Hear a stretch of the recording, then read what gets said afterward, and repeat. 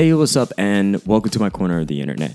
There is one show that I could easily just make tons of videos on and just completely obsess over, but I want to obsess over one aspect of it right now, and that's Yusuke uremeshi. Concentrate on what's important, Yusuke, then commit to it all the way. The quintessential shonen protagonist that you could probably never forget about.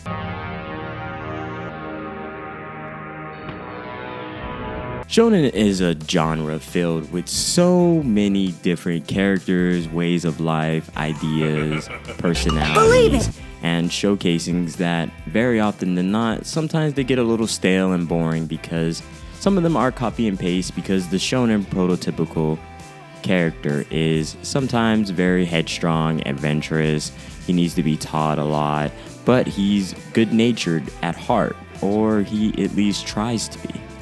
But when you think about the main character, we don't usually have a main character so nuanced and with spotted patches of gray like Yusuke uremeshi. I think Yusuke uremeshi is still peak shonen. I think the only person that can maybe dethrone him are Itadori and possibly Deji from Chainsaw Man.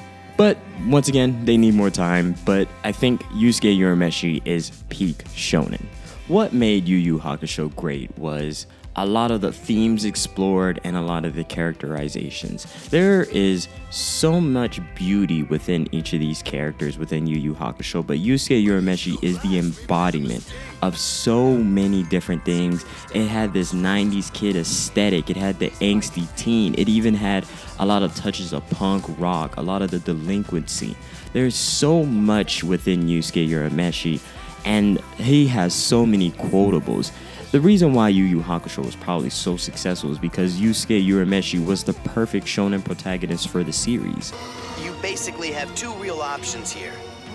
You can either turn around and have me beat the crap out of you, or you can get on your hands and knees and start begging.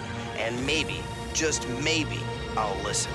Yusuke is everything. He was a great fighter. He had a solid heart. Of course, he was not perfect by any means, but he just had everything that made you as like a young boy or as someone watching on just be interested, want to love him, want to be like him, want to be a part of his world. Yusuke uremeshi used to be so funny, and a lot of his innuendos and jokes, I still remember so many of them. Like, I wanted to be Yusuke as a kid. I thought he was just the coolest kid ever. And like realizing that his life just was him trying to do his best and trying to figure out who he was going to be in his life and working out to figure out if he's going to be a good guy or a bad guy. And then dealing with the themes of him changing as he starts to grow excitement in the world of danger.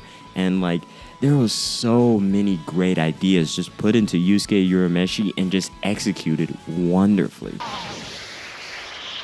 This is for my friends, you jerk!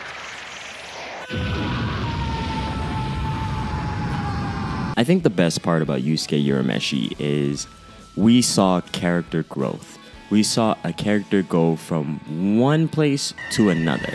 There was never any singular experience that did not affect Yusuke. A lot of the things that happened within the story continue to affect him. A lot of pieces of the story would weigh on him, would inflict some sort of issue or problem, and it would continue to develop his character. Togashi really explored character development, and he explored the theme of Nietzsche, where when you stare into the abyss also stares into you. I love that concept of where he becomes like Toguro. Even after beating him, he takes on this, I'm super powerful, I can't be beaten, and I'm enthralled in this lifestyle that does not mesh with my lifestyle beforehand.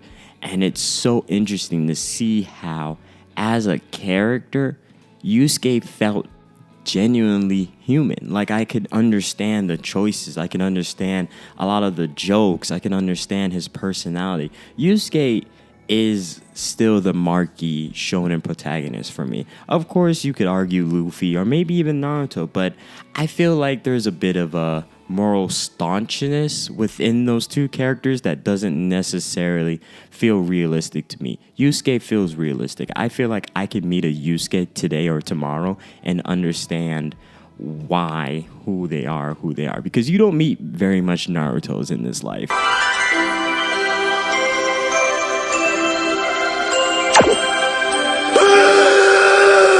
That's so unrealistic, genuinely. But I'll meet a couple Yusuke's, and depending on when I meet them, they may be on the good path or the bad path. It just depends on what's going on. And don't get me started on Yusuke Uremeshi's leadership. A lot of it was based on competition. It felt like I was watching boys be able to be boys and exist in this cool world where there was demons, there was powers, there was the fate of the world. The world of Yu Yu Hakusho is probably one of the best worlds that we have ever seen, and I genuinely wish it got like an updated version, because Yu Yu Hakusho was just that quintessential shonen that, I don't know, man, I just think certain shows just need to get another go, just another time to really like just do what they would do right now. Like, I don't know, Yusuke Urameshi is one of those main characters I'll never forget, because a lot of his lessons really stuck with me. Don't ever come back here. You're right, I wouldn't take your advice, but if I do come back, I'll get here on my own, so shut the door behind me. Yes, sir. Oh, Yusuke, you aren't really going to leave us, are you? I genuinely learned, I felt like I got a piece of a character that was genuinely a person.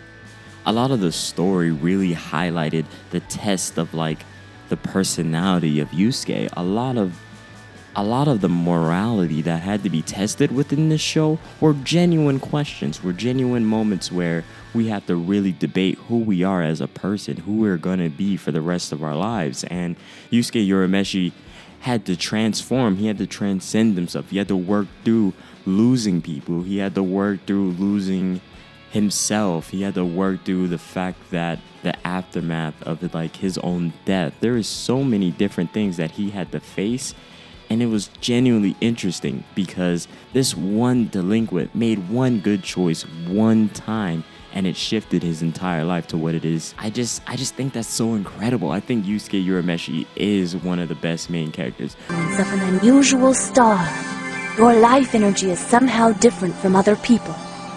You don't say. Maybe I should tell her I've been dead for a couple of weeks. That would throw her. Everything that shonen needed at one point in time to really kick off the beauty, the wonder, the coolness of the show. And let's not even talk about how amazing Yusuke was as a fighter and his growth and a lot of the ingenuity. Like, do you remember when anime fights used to take some sort of skill? Not sitting so pretty now. You hear, but you don't listen, child. You move the throne, not me. A tedious technicality to be sure, but we are men of honor.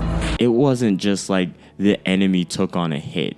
That didn't happen as much. They had to think on it. There's different versions of fight. There was weird ideas where Yusuke had to measure up against this insurmountable mountain, and he had to prevail, or else, well, you know, death. Bad stuff would happen, and Yusuke would prevail. Yusuke would win. There's so many things that like stuck to me when you think about Yusuke Urameshi.